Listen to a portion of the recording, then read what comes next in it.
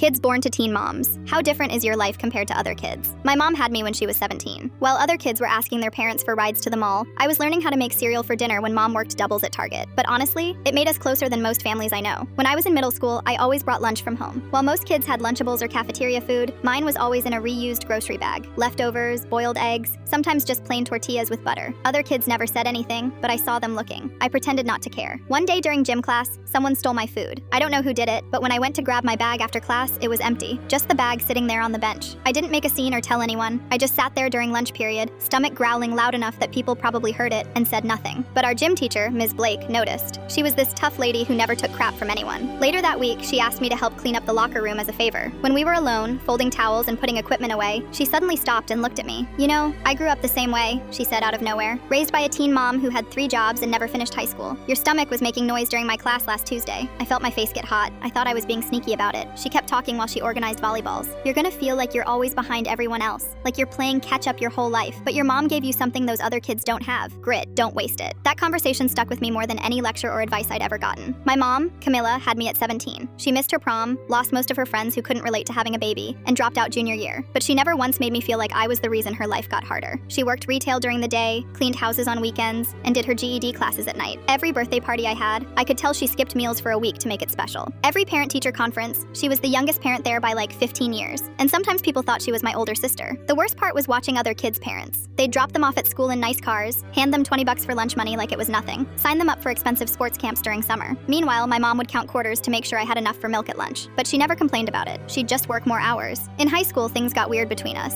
Not bad weird, just different. I started noticing how tired she looked all the time, how she'd fall asleep on the couch still wearing her work clothes, how she'd smile and ask about my day, but I could see she was barely keeping her eyes open. One night, I finally asked her the question that had been eating at me for years. "Do you ever regret having me?" She was folding laundry on her bed, and she stopped mid-fold. Then she started laughing. Not mean laughing, just this tired, honest laugh. "Only that I didn't wait until I had more to give you," she said, smoothing out one of my shirts. "But I'd still pick you, every single time." That answer hit me harder than if she'd said no. It was so honest and real. It made me realize how much she'd given up, but also how much she meant it when she said she didn't regret it. That conversation changed everything for me. I stopped feeling sorry for myself about the stuff we couldn't afford. Instead, I got mad at the situation. I joined the AV club because it looked good on college applications. I got a part-time job stocking shelves at a grocery store and gave half my paycheck to mom for rent. I applied to scholarships like it was a full-time job, filling out applications during lunch breaks and staying up late writing essays. Senior year, I got accepted to state school with enough financial aid to cover most of it. When I told my mom, she cried harder than I'd ever seen her cry. Not sad crying, happy crying. She kept saying, "You did it, you actually did it," over and over.